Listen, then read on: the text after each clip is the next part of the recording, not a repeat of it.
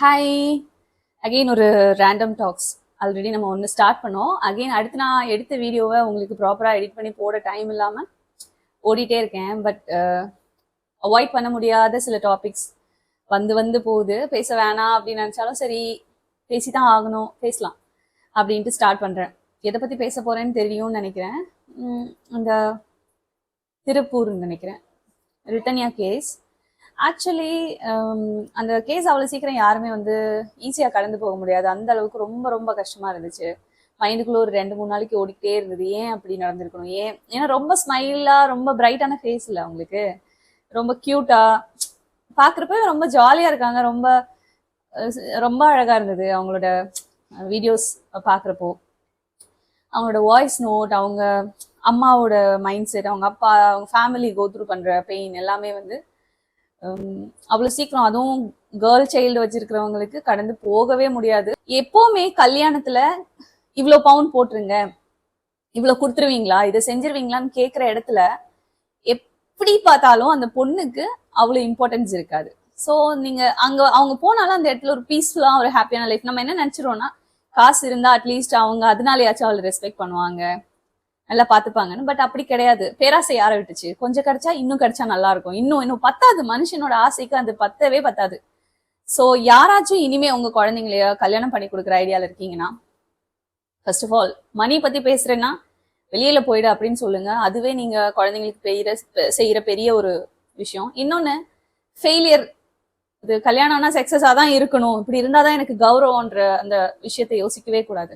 இது ரிட்டன்யா ஃபேமிலிக்காக நான் சொல்லல. அவங்க அப்பா வந்து நிறைய இன்டர்வியூல சொல்லியிருக்காரு, என் பொண்ணு ஃபெயிலியர் ஆனாலும் பரவாயில்லவா அப்படின்ற மாதிரி தான் நான் நிக்கிறேன் அப்படின்னா, அந்த மாதிரி நீங்களும் கூட நிக்கணும். இன்னொன்னு மெயினா சொல்றது என்னன்னா, அவங்களுக்கு நிறைய விஷயங்கள் அவங்கள எக்ஸ்ப்ளோர் பண்ண விடணும். குழந்தைய பொத்துவினாப்புல வச்சு ஒரு கல்யாணம் பண்ணி கொடுத்தா நம்ம கடமை. பொம்பளை பிள்ளைங்களை வளர்க்குறது எவ்வளவு சிரமன்றது நமக்கு தெரியும். எனக்கு மீன்ஸ் அந்த அளவுக்கு எக்ஸ்பீரியன்ஸ் இல்லை, பட் என்னால சில விஷயங்கள் புரிஞ்சுக்க முடியும். ஆனா அதுல இருக்கிற டிஃபிகல்டிஸ் என்னன்னா, அவங்க நம்ம புத்தனாப்புல போய் இன்னொரு லைஃப்குள்ள போறப்போ அங்க இருக்கிற ப்ராப்ளம்ஸை சால்வ் பண்ண தெரியாது. அப்போ ஒரு வயசு வரைக்கும் அவங்க படிச்சுட்டாங்கன்னா, வெளியில போய் சில விஷயங்களை எக்ஸ்ப்ளோர் பண்ணி, ப்ராப்ளம்ஸை ஃபேஸ் பண்ணி, சால்வ் பண்ணி, ஸ்ட்ரகிள் பண்ணி, அதெல்லாம் பண்ணி பண்ணி வரும்போது அவங்களுக்கு அந்த விஷயத்த வந்து புரிஞ்சிக்க, தெரிஞ்சுக்க, எப்படி அதை ஹேண்டில் பண்ணணும்னு தெரியும். ஆஃப்டர் மேரேஜ் லைஃப்ல சொல்றேன்.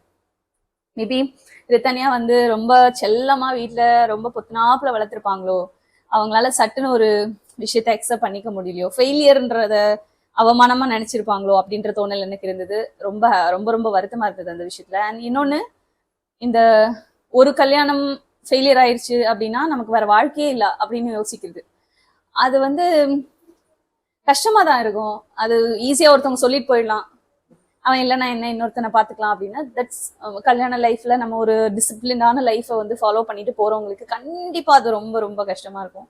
பட் நீங்க ஒரு விஷயம் நினைச்சுக்கணும், வாழ்க்கைன்றது வாழறதுக்கு. அதுல வந்து நீங்க கஷ்டப்படுற மாதிரி சுச்சுவேஷன் அமையும் போது உங்களால உங்களோட எக்ஸ்ட்ரீம் லெவல் வரைக்கும் நீங்க அட்ஜஸ்ட் பண்ணிக்கலாமே தவிர, அதை தாண்டி நீங்க அட்ஜஸ்ட் பண்ணி கஷ்டப்பட்டு அதை கொண்டு வெளிப்படையா ஒரு ஃபேக்கான ஒரு லைஃபை வெளிப்படையா காமிக்கணும்னு அவசியமே கிடையாது. நான் என்ன சொல்ல வரேன்னா, இந்த சொசைட்டிக்கு எப்படின்னா, கல்யாணம் பண்ணா ஹஸ்பண்ட் ஃபேமிலி எல்லாம் கூட அப்படியே ஜாலியா நல்லா இருந்தாதான் வந்து அது சக்சஸ். அதை தாண்டி இருந்துச்சுன்னா நம்மளோட கேரக்டர் பேடா பேசுறது, நம்மளோட ஃபேமிலிய வளர்ப்ப பாரு, எப்படி வளர்த்துருக்காங்க பாரு அப்படின்னு பேசுறது எல்லாமே இருக்கும். நம்ம தான் வந்து சொசைட்டி. என்ன கேட்டா, நீங்க, நானு, நம்ம பக்கத்துல இருக்கோம், எல்லாரும் தானே சொசைட்டி. ஒருத்தர் இண்டிவிஜுவலா அவங்களோட எண்ணத்தை மாத்துறது மூலமா கண்டிப்பா இந்த விஷயங்கள் வந்து மாறும். எப்படின்னா, ஒரு கல்யாணம் முடிஞ்சிச்சுன்னா தனியா வாழுங்க. தனியா வாழ்ந்து, அதுக்குதான் சொல்றது இந்த ஃபினான்ஷியல் இண்டிபெண்டன்ஸ் எவ்வளவு முக்கியம். அதுக்காக நீங்க படிங்க, படிச்சு கையில காசு பார்க்க ஆரம்பிங்க. இத்தனைக்கும் அந்த பொண்ணு வந்து நல்ல எஜுகேட்டட், நல்ல இண்டிபெண்டான ஒரு பொண்ணு. எல்லா விஷயங்களையும் அவங்க நல்லா இருந்துட்டோம். அவங்களுக்கு மேபி எது ஃபெயிலியர் ஆயிருக்கும்னா, இனிமே நமக்கு வாழ்க்கையே இல்லையோ அப்படின்ற ஒரு தோணல் அவங்கள ரொம்ப ஹர்ட் பண்ணிருக்கலாம். நம்மள மாதிரி இருக்கிறவங்க எல்லாம் நீ யாரா அப்படின்ற மாதிரி கேட்டுட்டு மூவ் பண்ணி போறவங்களுக்கு இது பெரிய, அவங்க கொஞ்சம் தைரியமா, கஷ்டமா இருந்தாலும் தைரியமா ஃபேஸ் பண்ணிப்பாங்க. இந்த மாதிரி பாவமான ஆட்களுக்கு இந்த மாதிரி அரக்கர்கள் மாற்றுறப்போ அவங்களால அதை ஃபேஸ் பண்ண முடியாம, ஃபெயிலியரை அக்செப்ட் பண்ணிக்க முடியாம, எப்படி அம்மா அப்பாவை வந்து கஷ்டப்பட்டுருவாங்களோன்ற ஃபியர் எல்லாமே அவங்களுக்கு நடக்கும். இன்னொன்னு, டிப்ரெஷன். யாருக்கெல்லாம் டிப்ரெஸ்டா இருக்கு, யாரெல்லாம் வந்து கஷ்டப்படுறீங்களோ, நீங்க ஹெல்ப் எடுத்துக்கணும்.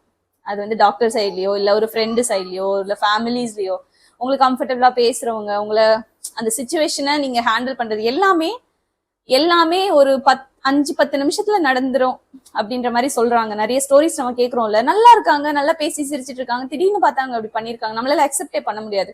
சேம் இந்த பொண்ணோட விஷயமும், அவங்க ஏதோ டெம்பிள் போயிருக்காங்க, அம்மா அப்பாவுக்கு பிரசாதம் வாங்கியிருக்காங்க, எல்லாமே வந்து வச்சுட்டு வீட்டுக்கு வர ஒரு மைண்ட்ல இருந்துட்டு அவங்க அந்த இன்பிட்வீன் டைம்ல அவங்க இப்படி பண்ணிட்டாங்களே அப்படின்ற ஒரு கஷ்டம் வந்து யாருக்குமே அக்செப்ட். ஒருத்தவங்க உடம்பு சரியில்லாம இருக்காங்க, அவங்களுக்கு நம்மளுக்கு முன்னாடியே தெரியுது அவங்க ஏதோ ஸ்ட்ரகிள் பண்றாங்க, அவங்க ஏதோ ஏதோ ஒரு விஷயத்த நம்ம எக்ஸ்பெக்ட் பண்ணிட்டு இருக்கோம்னா நமக்கு பரவாயில்ல. பட் இந்த கேஸ்ல பாருங்க, அவங்க நல்லா சிரிச்சிட்டு இருந்திருக்காங்க, அவங்க ஒரு நல்ல முடிவு, நான் அப்புறமா ஒரு லைஃபை பாத்துக்கிறேனோ, இல்ல நான் கொஞ்ச நாள் தனியா இருக்கேன், வேலைக்கு போறேன் அந்த மாதிரி, இல்ல டிவோர்ஸ் வாங்கிக்கிறேன் அப்படின்னு அவங்க மைண்ட் நிறைய விஷயங்கள்ல சொல்யூஷன் தேடினாலும் ஏதோ ஒரு வகையில அவங்க ஃபெயிலியர் ஆகுறாங்க இல்லையா. அப்போ அவங்க உள்ளுக்குள்ள நிறைய சொல்லாத விஷயங்கள் வச்சுட்டு இருந்திருக்கலாம். அதை வந்து கம்ஃபர்டபுளா பேசுற ஒரு ஃப்ரெண்டோ இல்ல ஒரு ஆளோட ஹெல்ப்பையும் நீங்க எடுத்துக்கணும்.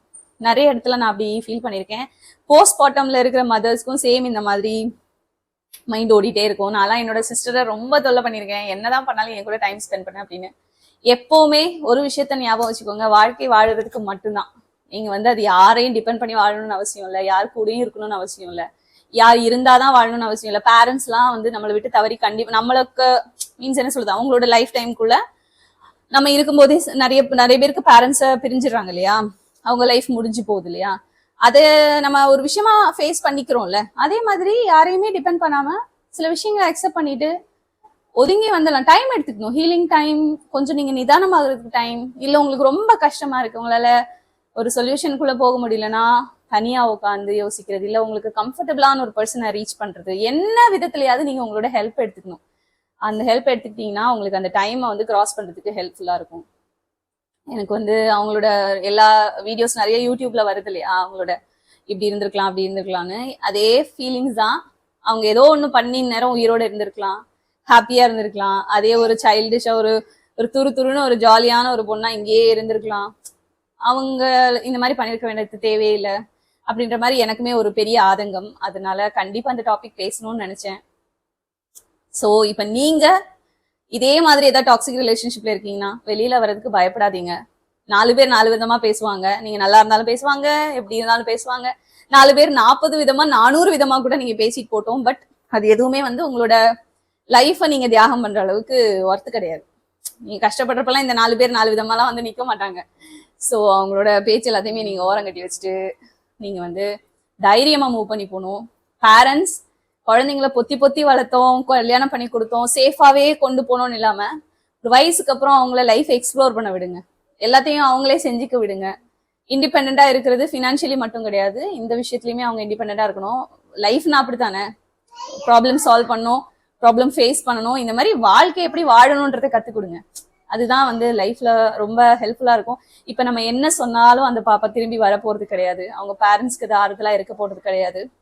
பட் நீங்க இதே விஷயத்த இன்னும் உங்க வீட்டுல ஒரு குழந்தை இருக்குன்னா நம்ம இந்த விஷயத்த சரி பண்ணலாம். இனிமே வந்து இவங்க இதை பண்ணிருக்கலாம், இவங்க இதை பண்ணி அந்த பொண்ணு இருந்திருக்கும் அப்படின்றத நம்ம பேச முடியாது. அது இந்த பேரண்ட்ஸை இன்னுமே ஹர்ட் பண்ணும். ஸோ அட்லீஸ்ட் இனிமே இருக்கிற விஷயங்கள்ல நீங்க இந்த விஷயத்த புரிஞ்சுக்கோங்க. குழந்தைங்களை ரொம்ப பொத்தி விளக்காம அவங்கள உலகம் தெரிஞ்சுக்க விடுங்க. அதே மாதிரி டவுரி கேட்டு வரானா துரத்தி விட்டுருங்க. அந்த மனுஷன் வந்து நம்ம குழந்தைங்கள பாத்துக்க போறதே இல்லை. அன்பும் ரெஸ்பெக்டும் வந்து இந்த காசு பணத்துல இருக்காது. ஸோ அதே மாதிரி இன்னொரு விஷயத்த புரிஞ்சுக்கோங்க, நீங்க உங்ககிட்ட இருக்குன்னு செய்யறப்போ இன்னொரு பொண்ணு அதனால இன்டைரக்டா பாதிக்கப்படும், அதையுமே நீங்க கன்சிடர் பண்ணணும். அண்ட் என்ன சொல்றது, அவ்வளவுதான். அண்ட் ஃபெயிலியர்ஸை அக்செப்ட் பண்ணுங்க, அவ்வளவுதான். இது இல்லைன்னா இன்னொன்னு, இது இல்லை அதுக்குன்னு இன்னொன்னுதான் கண்டிப்பா இருக்கணும்லாம் அவசியம் இல்லை. தனியா வாழ்ந்துட்டு போகலாம், ஹாப்பியா இருந்துட்டு போகலாம். எனக்கு என்னன்னா வாழ்றதே வந்து ஒரு நிம்மதியான ஹாப்பியான ஒரு லைஃபை வாழ்றது தான். இவ்வளோ கஷ்டப்படுறோம், ஓடுறோம், உழைக்கிறோம், எல்லாமே வந்து அந்த ஒரு ஹாப்பினஸ்க்கு தான். அதை வந்து விட்டுட்டு இந்த சொசைட்டிக்காக ஒரு போலியான பிம்பத்தை காமிச்சிட்டு நான் நல்லா இருக்கேன், நான் நல்லா இருக்கேன், சூப்பரா இருக்கேன் அப்படின்னு சொல்லிட்டு உள்ள கிடந்து ஸ்ட்ரகிள் பண்றதுல எந்த யூஸுமே இல்லை. பேசுறவங்க 100 1000 விதமா பேசிட்டு போட்டோம். நீ ஓரமாவே இரு, நான் என் வேலையை பாத்துக்கிறேன் அப்படின்ற மாதிரி தைரியமா முன்னெடுத்து வாங்க. அதை தான் வந்து ஃபியூச்சர் ஜெனரேஷனுக்கு வந்து நம்ம கடத்தி கொண்டு போக முடியும். ஸோ யா, நான் நிறைய பேரை பார்க்குறேன், நிறைய பேர் வந்து டிவோர்ஸ் செலிப்ரேட் பண்றதை பார்க்குறேன், பெரிய டாக்ஸிக் ரிலேஷன்ஷிப்ல இருந்து வந்துட்டேன் அப்படின்னு சொல்றது செலிப்ரேட் பண்ணி பார்க்குறேன். ஸோ மாற்றங்கள் நடந்துட்டே தான் இருக்கு, ஸ்டார்ட் ஆயிட்டே.